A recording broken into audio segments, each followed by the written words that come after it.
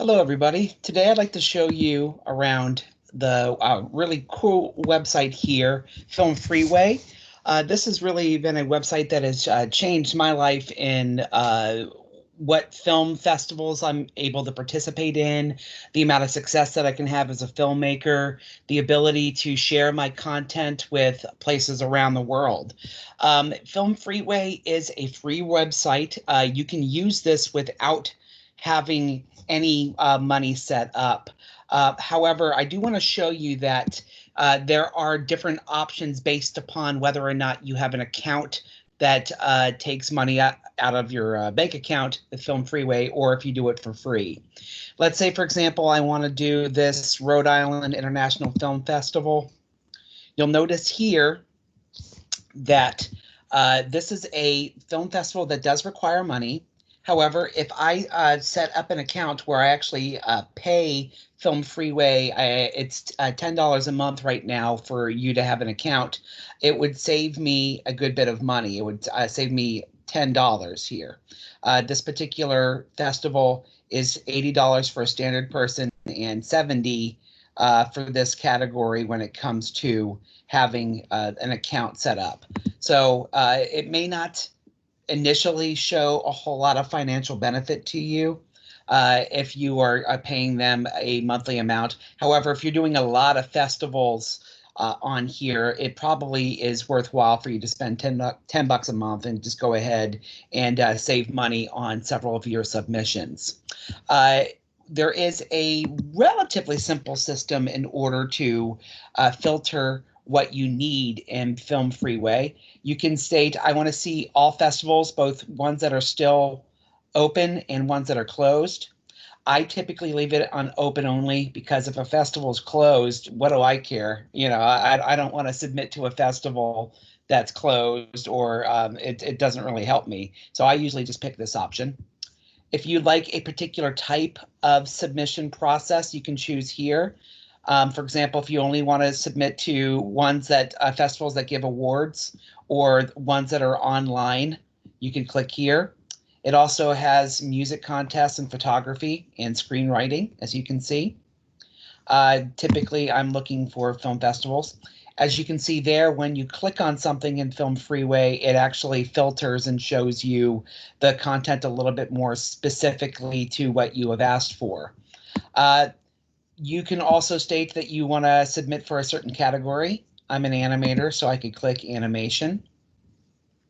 And it will only show me festivals that are accepting animation. You can also state how much money you want to spend. So let's say I want only 3 festivals. I can filter for that. And so these are festivals that have free options. I can state if I want this to be a new festival, one that's been around. Let's say, for example, I want only festivals that have been around for a year or two, because usually they're a little easier to get into. I could filter for that. And if I want to filter for how long my film is, I could do that. You can filter by country, deadline, and even when the festival is going to be held. Let's say, for example, you only have availability to attend festivals during the summer. I could look up only festivals during the summer. The one thing I don't really like about this particular website is it doesn't save your filters here. It doesn't remember it from time to time. Once you log out and then you log back in, it has forgotten your filters here and you have to set them again. And that's a little bit annoying. I wish that they had the option for you to have it permanent. You submit projects over here under My Projects. And then you can put in as many projects as you want, including if you have different versions of one film. As you can see here, I have one film where I have put in a couple different edits of it. And it tells me which ones have been accepted and not accepted, which ones are still undecided. As you can see here, like one has been selected, 4 has not. One has been a finalist, which is pretty cool. This one I've submitted to several places and I haven't had any decisions made yet with this film. So that's just an example. When you go to add a project, you would click add a project here. And it's fairly simple. You only have to answer the questions that have a star next to it. So as you can see, you can give background credits for them. However, if you don't want to put in credits, you don't have to. It does want to know certain information, though, like when you completed it, what the runtime is, if there's a genre that it falls under, aspect ratio, film color, if you're a student filmmaker, if you're a new filmmaker, things of that nature. You can browse for specific keywords. Let's say, for example, I'm in the state of Maryland, so let's say I only want to look at Maryland film festivals. It tells me festivals that have Maryland in the title and festivals that are specified in the Maryland area. Let's see if I have any free film festivals right now in Maryland that I can apply to. Nope. Everything's going to cost me some money. Oh, well. But you can see that you can put in different filters and look up festivals a little easier here. You can also look at the history of all your submissions up here. It tells you if you have recently won an award or received a acceptance of some sort.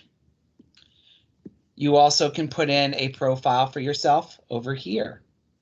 So this is a pretty easy website to utilize. I recommend it to anybody that is interested in film and wants to start sharing films around the world. Even if you are submitting to free film festivals, you're getting your name out there, and you can find festivals all over the world very easily with Filmfreeway.